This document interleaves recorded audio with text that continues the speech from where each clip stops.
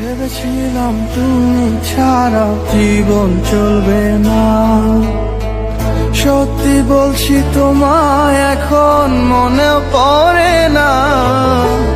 কারো জন্য কারো জীবন থেমে থাকে না, সত্যি বলছি তোমায়